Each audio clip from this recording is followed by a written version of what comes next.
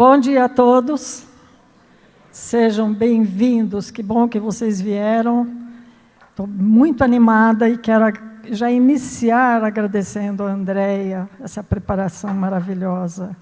Ela estará vendendo os seus DVDs, pendrives, gente, que lindo, Andréia, muito obrigada. E muito obrigada pela presença de vocês. Então, eu trouxe um tema intrigante e instigante: os escolhidos. Nós somos escolhidos? O que vocês acham? Então, vamos fazer um grande passeio pelo conhecimento, pelas Escrituras, pelos Evangelhos. E eu peço licença, vou citar onde eu fiz as pesquisas, porque praticamente nada do que eu vou falar aqui é meu. Tudo foi pesquisado. Então, nós realmente vamos explorar esse tema intrigante, que é os escolhidos. Em muitas tradições dos textos sagrados, nós ouvimos falar de indivíduos que foram escolhidos por Deus para cumprir os seus divinos ensinamentos aqui, ou mandatos, né? Então, isso vai levantar para nós uma questão crucial. Deus escolhe? Uma questão para pensarmos. Deus escolhe? Ele tem os seus preferidos?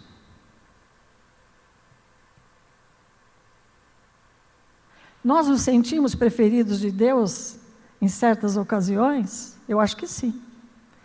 Porque às vezes nós recebemos coisas tão maravilhosas que a gente fala assim: Senhor, eu nem mereço tantas dádivas. Já aconteceu isso com vocês? Então nós vamos embarcar nessa jornada de reflexão, de descobertas, buscando entender que somos todos iguais aos olhos do Divino Mestre e aos olhos da divindade, que é o nosso Pai Celestial. Mas há aqueles que são, de fato, especialmente escolhidos. Jesus. Jesus é o escolhido para vir até nós, nos ensinar o caminho. E como talentoso contador de histórias, Jesus vai trazer para nós uma notável parábola que vai nos despertar a imaginação. Aliás, todas elas. Desperta a nossa imaginação e as nossas pressuposições. Elas se modificam quando nós entendemos e vamos estudar o contexto dessas histórias que Jesus conta, que são as parábolas. Porque ele ensinava, como nós ensinamos para as crianças, e a história, quando contada, ela fica gravada, e é mais fácil depois de lembrar. Então, ele nos convida a examinar as nossas convicções sobre assuntos muito importantes e eternos. E por esta razão, as parábolas de Jesus, elas são realmente inquietantes para nós, em vez de ser tranquilizantes, porque em cada uma das parábolas ele sempre traz uma mensagem de fundo, algo que nos burila o íntimo. Porque qual o objetivo? É crescer, é autoiluminação. Fomos criados simples e ignorantes, mas a partir do momento que nós assumimos a nossa evolução, temos todo o amparo divino, mas as escolhas são nossas. Nós escolhemos as emoções que nós queremos viver. Então, ele vai nos trazer a parábola das bodas de casamento, que é exatamente assim. É sobre o reino de Deus. Então, ele conta que um rei deu um banquete para o casamento do seu filho. Essas bodas de casamento, ela tem uma importância muito grande dentro da Bíblia, dentro dos evangelhos, porque ela significa que Deus reunirá todos os seus redimidos na alegria da vida celestial, que nós comumente chamamos de salvação. Salvo é estar lá no reino dos céus. E por ordem do rei, foram distribuídos os convites para esse banquete, mas acontece que os servos do rei, que foram enviados para chamar os convidados, olha, a festa está pronta, venham, os bois já foram abatidos, e a nossa festa está aguardando vocês. Mas os escolhidos não compareceram à festa. Não quiseram vir. Mateus capítulo 22, item 3, conta para nós essa história, dessa parábola de Jesus. Então, esses convidados ofereceram várias desculpas. Eu tenho que cuidar da minha casa, tenho que cuidar da minha fazenda, eu tenho que fazer coisas. Eu não tenho tempo para ir em festa de casamento. Continua Mateus falando, o capítulo 22, de 5 a 7. Então o rei falou, tá bom, então não quiseram vir na festa? Chamou novamente os servos dele e disse assim, vá às encruzilhadas. Encruzilhadas é lugar de saída das cidades, é na saída. Vá a essas saídas do caminho e convida todos que vocês encontrarem para a festa. Mateus registra lá no item 9 do capítulo 22. Então, nós percebemos que Jesus está descrevendo a oferta do Evangelho. Esse reino dos céus, esse reino de Deus, ele está oferecendo o Evangelho simbolicamente para nós. Primeiro, ele ofereceu para o próprio povo. Olha, venham, que eram os primeiros convidados. Depois, para a gentilidade, que eram aqueles que não acreditavam num Deus único, que eram politeístas, mas esses foram os que aceitaram o convite, o segundo convite. Mas, na previdência de Deus, essa rejeição era exatamente o momento em que o Evangelho seria estendido a todos. Não só aqueles poucos convidados, mas agora toda a humanidade. Já que os primeiros não aceitaram o convite, o resultado é que a sala ficou repleta. Muitos compareceram, e também Mateus, lá no capítulo 22, item 10, ele faz essa conclusão. Mas algo inesperado vai acontecer nessa festa, porque o rei ficou curioso. Ele falou, mas quem será? Esses que agora aceitaram o meu convite. E ele foi e entrou no salão de festas. E foi olhar os convidados. Aí essa coisa inesperada chama a atenção do rei. Ele vê um homem que não estava vestido adequadamente, ele não estava usando a túnica nupcial. Ora, nós entendemos hoje, imagine se você é convidado para um casamento, é um tipo de roupa, faz parte do protocolo. Se você for à praia, é outro tipo de roupa. E aqui o rei fica extremamente desapontado com este homem que não estava usando a veste nupcial. Então ele ordena aos seus servos, amarrai-o de pés e mãos, já que ele não explicou por que ele não estava usando a roupa adequada, a veste nupcial. Então amarrai-o e lançai-o lá fora, onde haverá trevas e ranger de dentes e choros. Mateus capítulo 22, 13.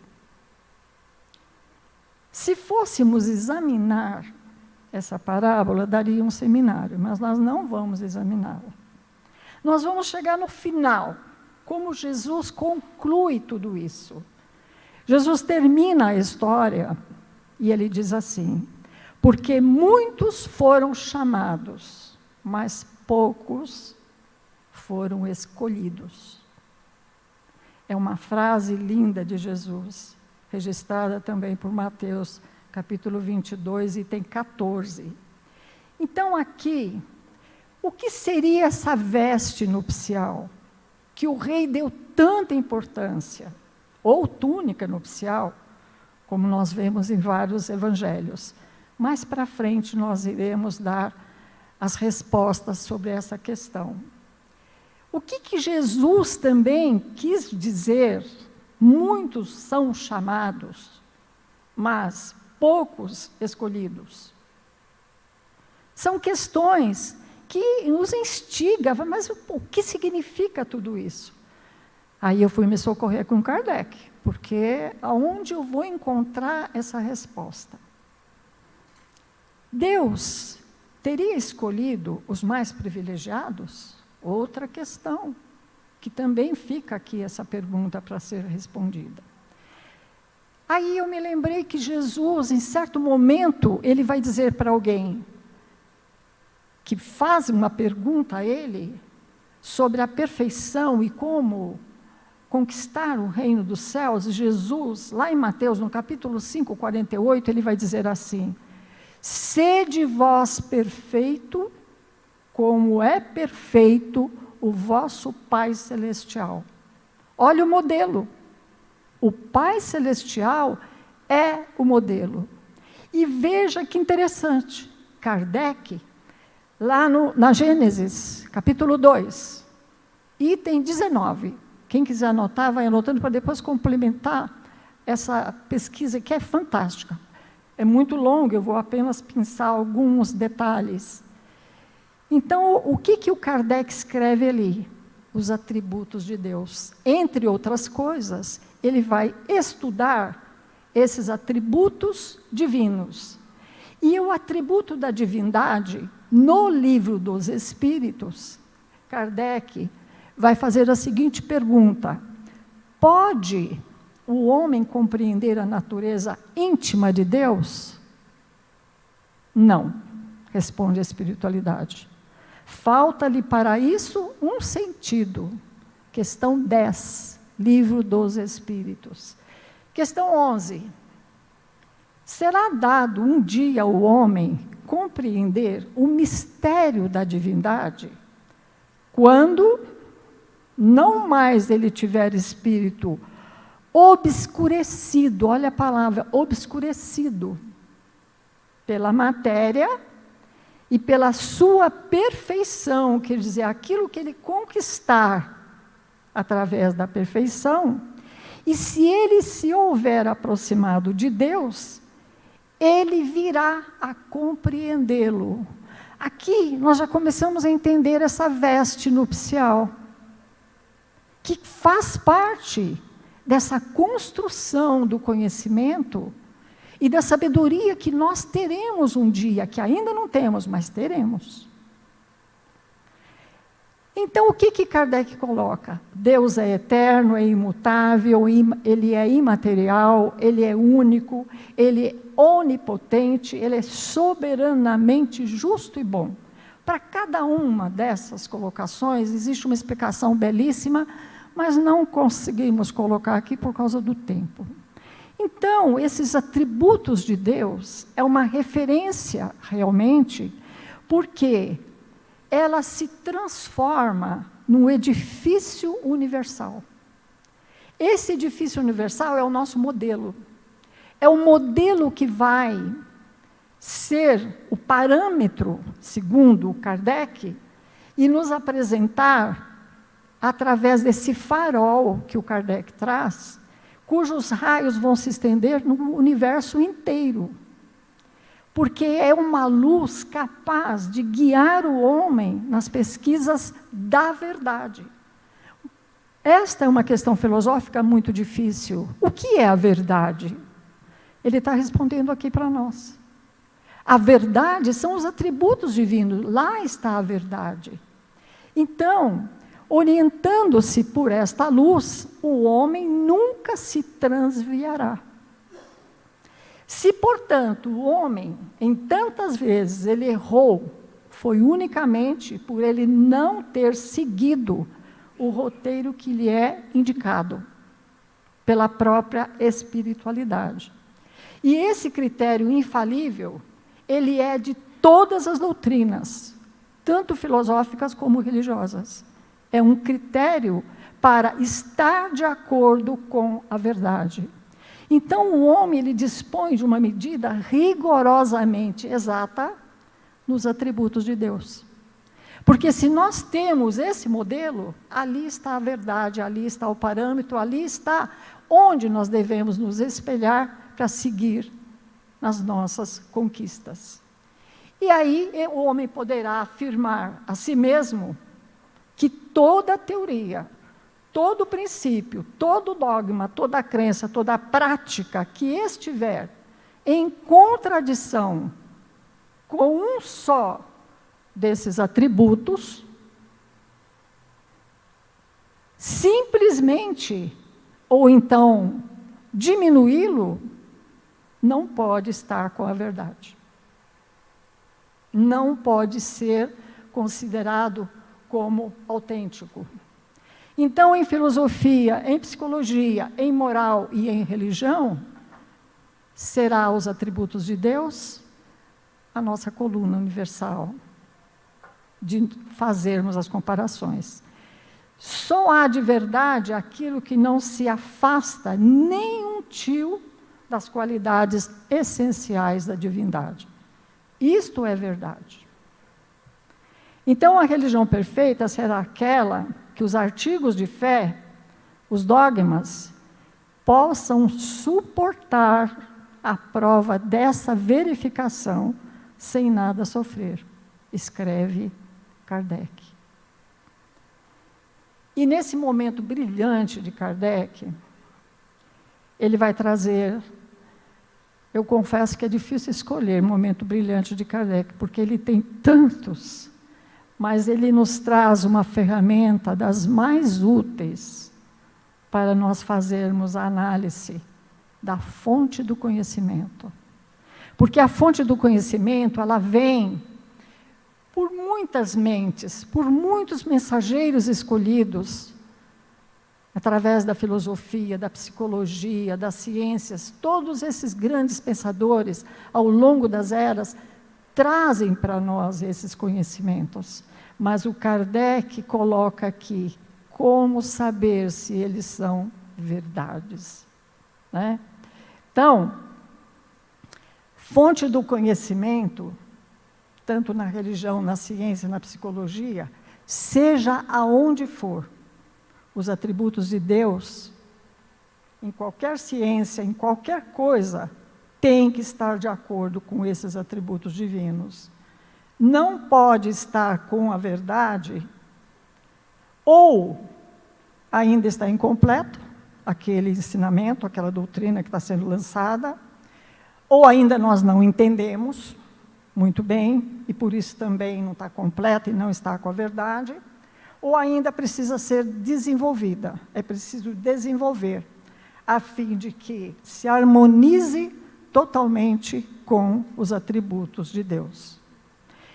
E aí vem a frase linda do Kardec, ele diz assim: nós não sabemos tudo o que é Deus, mas sabemos muita coisa que Ele não pode deixar de ser. Mesmo o Livro dos Espíritos dizendo que nós não temos uma capacidade de entender, olha o que o Kardec fala aqui para nós. E aqui fica a interrogação: túnica nupcial, escolha do Espírito. A túnica nupcial são as nossas escolhas. Através da lei do livre-arbítrio, nós fazemos escolhas. E essas escolhas, se forem de amor, se forem da verdade, se forem para o bem do próximo e o nosso, amar a Deus sobre todas as coisas e ao próximo como a ti mesmo, se constrói essa túnica nupcial. Mas por que colocamos esse pequeno filme? Primeiro diz que esse ator, que faz o papel de Nicodemos, quando ele gravou essa cena, ele ficou de tal modo emocionado com o diálogo, que não estava no script isso que foi gravado, dele se ajoelhar e falar do solo divino.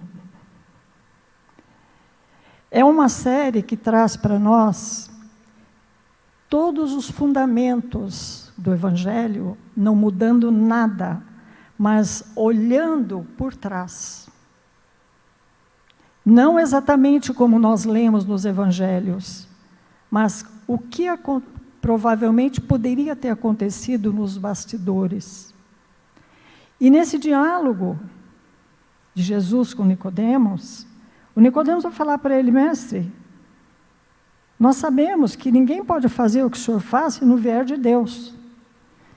E Jesus vai dizer: em verdade, eu te digo que ninguém pode ver o reino de Deus se não nascer de novo. Nicodemos não entende, porque como nascer de novo?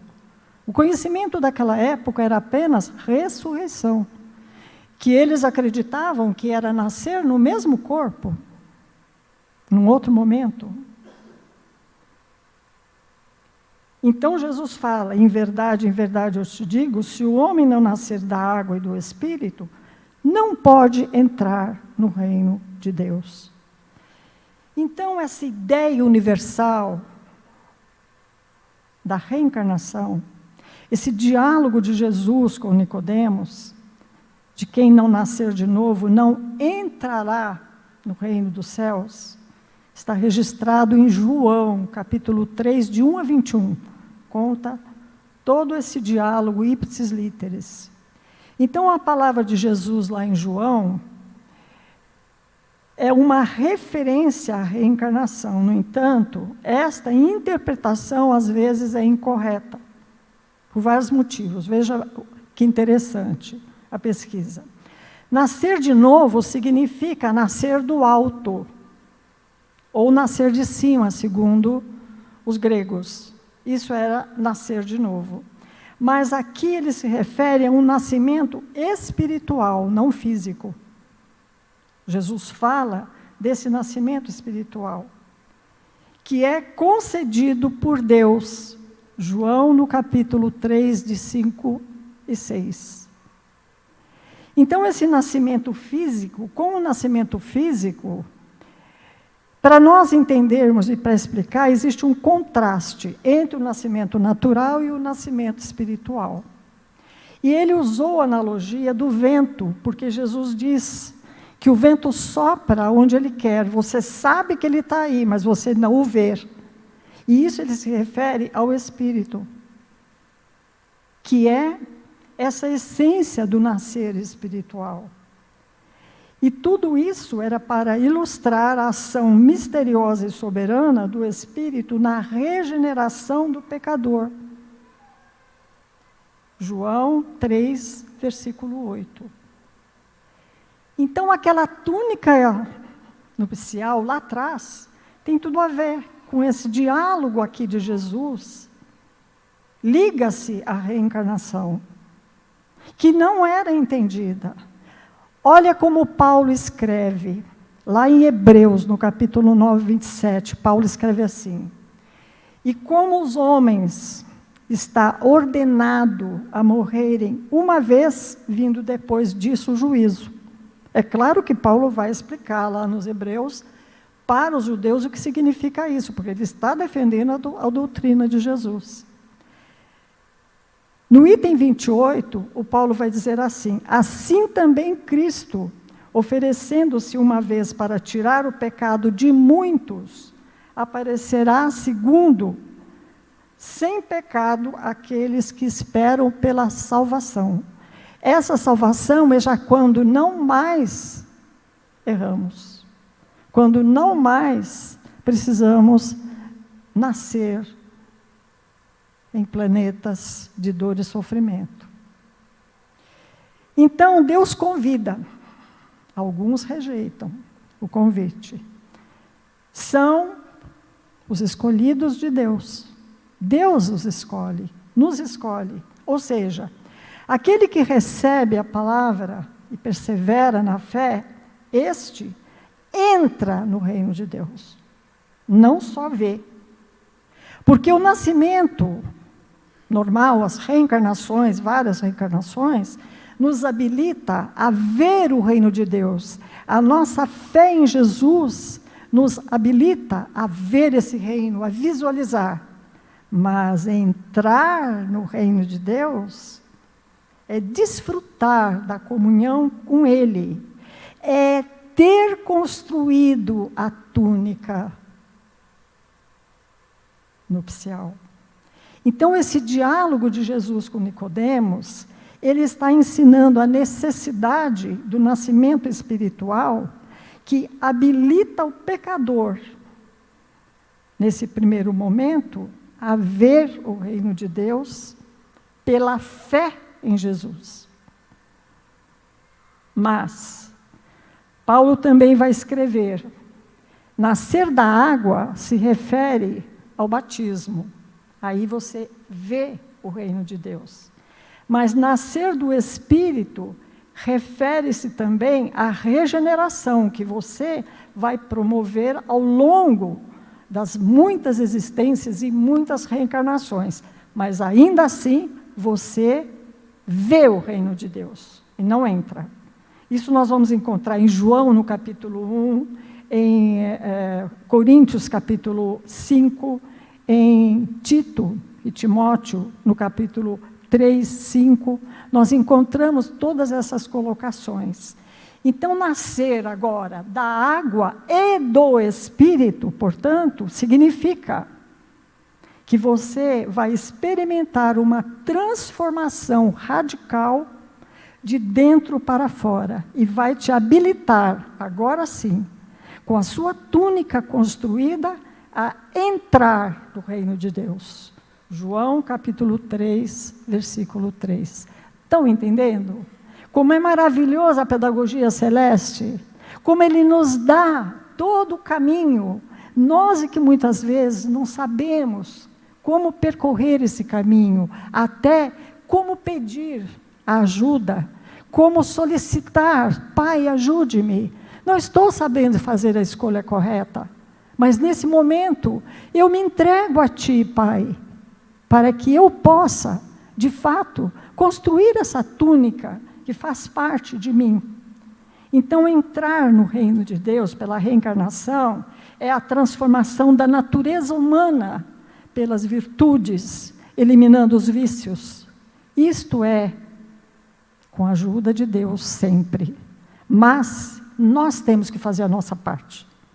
Porque Deus, Ele nos dá tudo, mas existe uma parte que nós temos que realizar. Então, a festa de bodas de Canaã é outra festa. Foi lá que Jesus escolhe iniciar, nesse casamento, lá na festa de Canaã, a sua missão, vamos dizer, o seu trabalho na terra. Porque ali ele começa, de fato, a aplicar os ensinamentos que ele veio trazer na festa das bodas de Canaã. Mas o verdadeiro casamento que ele está contando agora, que são as bodas do filho, que é onde o rei manda convidar, todos, aqueles que foram convidados não aceitaram, esta outra parábola, o rei é Deus, Jesus é o noivo, a humanidade é a noiva, e os escolhidos somos nós, que fomos convidados para esse banquete. E nesse banquete nós temos que ter a túnica já preparada, para poder participar. Porque aquele que não tiver a túnica, não participará. E esse simbolismo é o simbolismo do Evangelho. A alma que descobre o Evangelho e que vive os ensinamentos de uma alma em festa, que se alimenta do mais saboroso alimento, e que jamais havia saboreado antes. É uma alegria interna que envolve todo o nosso espírito. E aí nós vamos entender aquele momento da água viva de Jesus, lá com a mulher samaritana. Quando ele encontra a mulher samaritana e pede água para ela, a mulher olha para ele e fala, mas sendo tu um judeu, pede para mim água? Eu, uma samaritana? E Jesus fala para ela, se você soubesse quem é que te pede água, você que pediria esta água para mim. Porque a água que eu der, você nunca mais terá sede. Que é a água viva. E Kardec, ele vai trazer para nós, dizendo assim, algumas frases que eu peguei do Kardec. A nossa felicidade, ela será naturalmente proporcional em relação, vamos dizer, à felicidade que nós fizermos ao outro. Porque os homens, eles semeiam na terra aquilo que colherão na vida espiritual. O corpo, fala Kardec, ele é tão somente para o espírito se manifestar. O egoísmo, o orgulho, a vaidade, a ambição, a cupidez, o ódio, a inveja, ciúme e maledicências são ervas venenosas na alma, escreve Kardec. E esta é uma frase que eu vou querer comentar, que ele diz assim, nós possuímos em nós mesmos, pelo pensamento e vontade, um poder de ação que se estende muito além dos limites da nossa esfera corpórea. O que é esfera corpórea que Kardec coloca aqui? Esfera corpórea é um conjunto de seres que possuem um corpo material.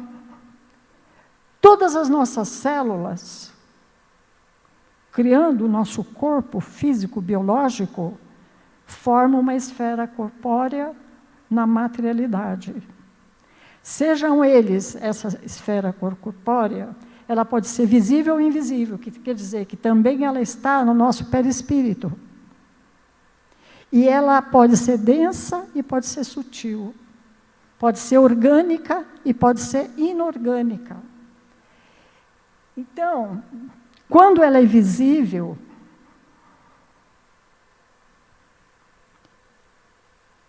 essa esfera corpórea, ela é uma das 3 divisões da criação divina.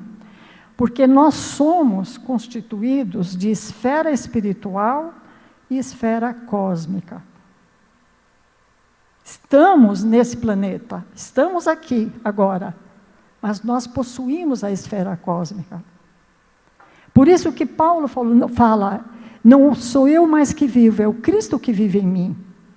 Porque quando nós abrimos, de fato, o nosso espírito, essas nossas esferas, segundo a doutrina espírita,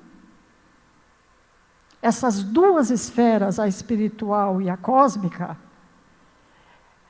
porque a corpórea, ela é o campo de manifestação e de evolução dos espíritos que se revestem de diferentes graus de matéria. Hoje nós estamos aqui no planeta Terra. Esse planeta tem uma dimensionalidade. E o nosso perispírito e o nosso corpo é formado de acordo com a necessidade para nós vivermos aqui. Mas suponhamos que, numa outra encarnação, nascemos em Júpiter. Lá, a nossa esfera corpórea será diferente. E esse desenvolvimento moral e intelectual é parte do trabalho do espírito, individualmente. É como a semente, que ali está contido toda a propriedade de uma árvore, dos frutos e das folhas e dos outros frutos que vão sair. Nós somos sementes de Deus, vocês sabiam? Então, os espíritos desencarnados, eles vivem nos espaços onde podem comunicar-se com encarnados através da mediunidade. e preparar novas reencarnações. Aí ele está na esfera cósmica. André Luiz traz isso para nós muito bem. E essa esfera corpórea, como ela é transitória e relativa, ela depende das leis físicas e químicas que regem o mundo em cada plano de existência, como eu já antecipei para vocês. E a esfera espiritual, ela é o campo de origem do destino dos espíritos, que são criados simples e ignorantes. Saímos de Deus, simples e ignorantes, mas nós vamos retornar a Ele agora, através do nosso trabalho, construindo a nossa túnica nupcial. Deu para entender? Os espíritos progridem através das sucessivas reencarnações, mas nelas eles vão adquirindo experiências, vão adquirindo conhecimento, e através desses estágios nos espaços, em atividades diversas, conforme o seu grau de adiantamento, nós estaremos no lugar correto, onde para nós é o melhor momento do nosso crescimento. E enquanto nós não podemos nos afastar da esfera onde nós vivemos, esses espíritos que estão no espaço percorrem os espaços e os mundos. Escreve Kardec lá no capítulo 3, item 2 do Evangelho segundo o Espiritismo. Olha que coisa linda, está lá contido naquele livro. É o que nos espera à medida que nós formos nos iluminando e nos transcendendo como seres espirituais. Então, como essa esfera é composta de diversas regiões do espaço, pela nossa vibração e pela luminosidade e pela harmonia, quanto mais elevado é o espírito, mais puro e feliz é o espírito, é o lugar aonde ele estará habitando. Então, quando Jesus fala, vinde a mim todos vós que sofreis, que eu os aliviarei, é porque ele está nos oferecendo a felicidade, está nos oferecendo a saúde, está nos oferecendo a lucidez. Na questão 234 do Livro dos Espíritos, Kardec registra, de acordo com a natureza dos espíritos, que a elas quem? As esferas corpóreas e as esferas cósmicas. Eles podem ter acesso onde eles gozam da maior e menor bem-estar. Nosso lar. Tem aí os mensageiros, a segunda parte está passando. É sobre isso que Kardec está falando, né? Então, essa esfera cósmica, ela é fonte de toda a vida, pois ela é a manifestação da vontade, da inteligência de Deus, que sustenta a harmonia de todas as coisas. Escreve Kardec. E por isso, bodas de Caná. Jesus começa a sua vida pública lá, nesse casamento. Simbolicamente, ele traz toda a humanidade para participar com ele. E aqui eu queria abrir outro escolhido maravilhoso, o vaso escolhido, Paulo de Tarso. 30 anos de estudo, perseguição, pedrada, força no Senhor. E ele responde, Senhor, o que queres que eu faça? Quando ele encontra Jesus nas portas de Damasco. E Jesus dá a ordem, entra, e você saberá o que você deve fazer. Imediatamente Jesus manda Ananias para curar a cegueira, porque a luz foi tão grande que Paulo ficou cego. E Ananias cura a cegueira. Então, a relevância de Emmanuel, ele traz sobre o estudo do cristianismo, ele vai buscar resgatar esses ensinamentos originais de Jesus. Através do Paulo, ele traz tudo isso para nós. Está lá no prefácio do livro Paulo e Estevão. Olha onde eu fui buscar isso. Então, o Paulo, ele revela esse aspecto, irreverente, realmente, ele aceita o convite como o Mateus.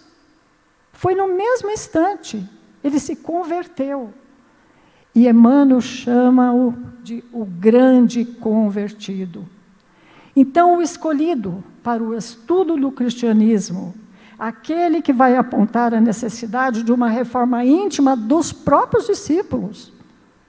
Porque Paulo é o intelectual. Todos os outros apóstolos são homens mais rústicos.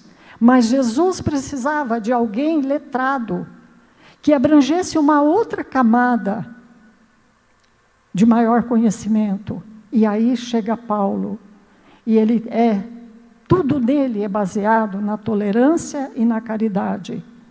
Então, ele se levantou das lutas humanas e seguiu os passos de Jesus. Foi escolhido e aceitou o convite. Ele recebeu dádiva, sim, na visão gloriosa do Mestre. Foi uma dádiva, sim, na porta de Damasco. Mas nós não podemos esquecer a declaração de Jesus, através do Ananias, sobre os sofrimentos que o aguardaria por amor ao nome de Jesus. Jesus não esconde, ele fala, você sofrerá, e ele aceita. Então, Cristo, o inovidável tecelão, ele acolhe esse tecelão no seu ministério divino. E esse ministério divino, eu diria que, quem de nós não tem um ministério divino? Todos temos. Mas já identificamos? Já sabemos qual é o nosso ministério divino? E Paulo, ele pelas próprias mãos vai escrever os atributos que ele deveria aplicar. Lá em Gálatas ele vai escrever: pregar o evangelho de Jesus Cristo a todas as pessoas, sem distinção de raça, de cultura. Ele vai dizer: fundar e fortalecer as igrejas locais, nomeando líderes. E por aí vai. Isso aí em Coríntios, segunda carta aos Coríntios.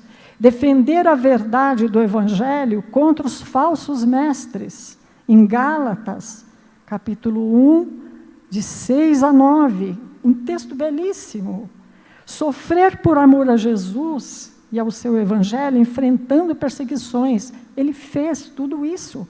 E ele declara, na segunda carta aos Coríntios, lá no capítulo 11, ele escreve sobre essas dores, mas ele perseverou, ele não desanimou, porque ele foi exemplo de fé, de esperança, de humildade. E se ele fosse um instrumento escolhido para levar o seu nome adiante dos gentios, que está registrado em Atos, ele é realmente esse escolhido. Ele é aquele que deveria testemunhar tudo o que ele viu e ouviu de Jesus, também em Atos dos Apóstolos, escrito pelos próprios apóstolos. Portanto, nós vamos ver que Emmanuel, fazendo uma homenagem ao Paulo, ele vai, no livro Caminho, Verdade e Vida, na lição 7.4, o Emmanuel vai escrever sobre Atos dos Apóstolos, capítulo 19, versículo 11, que está escrito assim: e Deus, pelas mãos de Paulo, fazia maravilhas extraordinárias. Emmanuel vai trazer uma mensagem belíssima sobre as mãos limpas. E ele vai dizer que Deus fazia maravilha e operava maravilhas pelas extraordinárias mãos de Paulo. Mas essas mãos limpas, quanto custou a Paulo mantê-las? Foi os privilégios que ele teria concedido a Paulo? Será que Paulo foi privilegiado?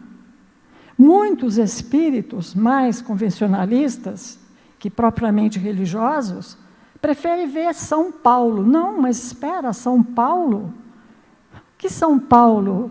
Ele foi um lutador. Ele não teve privilégios. Já estou terminando. Vou correr um pouco. Bom, eu teria muito para falar para vocês, mas eu vou acelerar um pouquinho. Por exemplo, ser escolhido ou escolher. É importante entender isso. Então, Jesus fala, muitos são os chamados e poucos são os escolhidos. Mas se nós invertêssemos, assim, muitos são escolhidos e poucos escolhem. É algo que às vezes acontece. E Paulo escolheu ser aceito, né?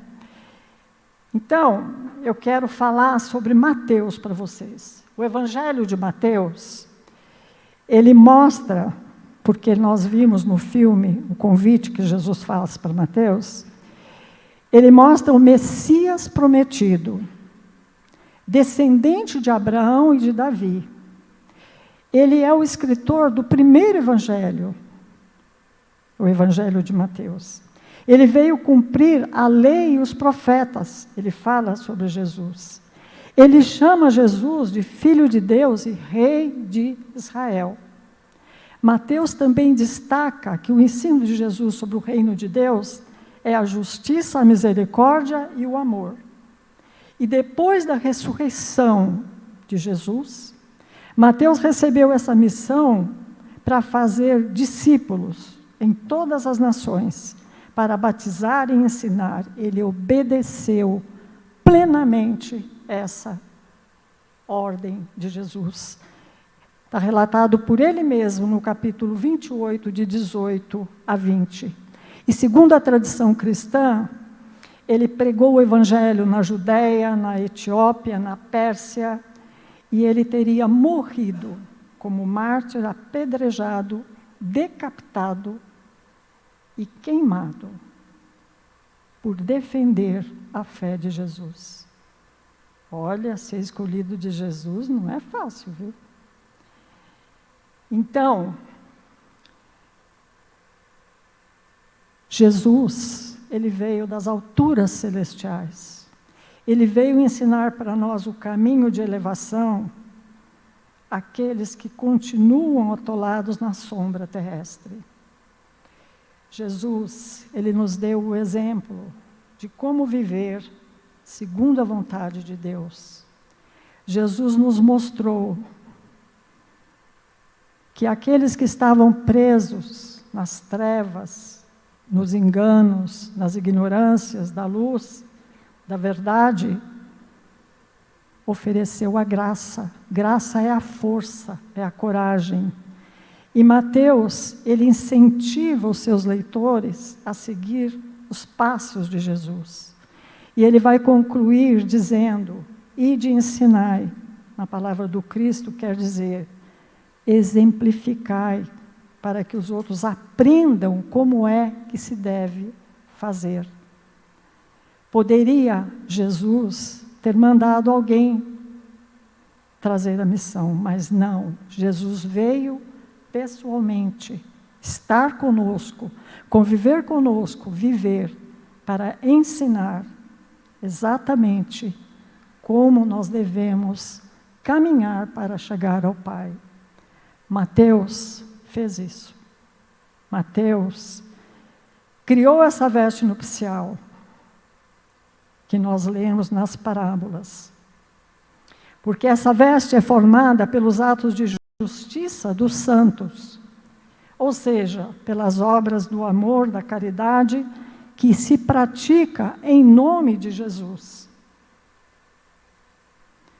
A veste nupcial, ela não é dada por Deus, mas sim conquistada pelo esforço pessoal de cada um de nós, através da transformação íntima, da vivência do Evangelho, do bem que se faz e da caridade vivenciada, como ensina a doutrina espírita. Aquele que não tem a veste nupcial é aquele que não vive ainda de acordo com os ensinamentos da lei, sendo hipócrita, egoísta e tendo os seus próprios interesses pessoais, sem se preocupar com os demais. Então, esses princípios edificantes da alma na Terra são aqueles que nos ajudam a viver com a nossa essência divina, que é a parte de nós que está conectada com Deus e que vive além da morte física. Esses valores imperecíveis que Jesus fala, é esta parte que esses valores, ninguém os tira de nós. Então, esses princípios nos inspiram a buscar nosso progresso espiritual, a amar o nosso próximo, a valorizar as coisas eternas e confiar na bondade e na justiça divina, e cuidar da nossa saúde mental, emocional e perdoar, agradecer pelas bênçãos e recuperar sempre em qualquer dificuldade. Quais serão os escolhidos no reino de Deus? É a pergunta para nós encerrarmos. É aquele que, num estado de felicidade e paz, e que está em harmonia com a vontade divina, pelo seu livre-arbítrio, pela sua liberdade, este já está no reino de Deus. E fica uma pergunta para vocês: mas quem estará no mundo sem o ministério de Deus? Muita paz a todos.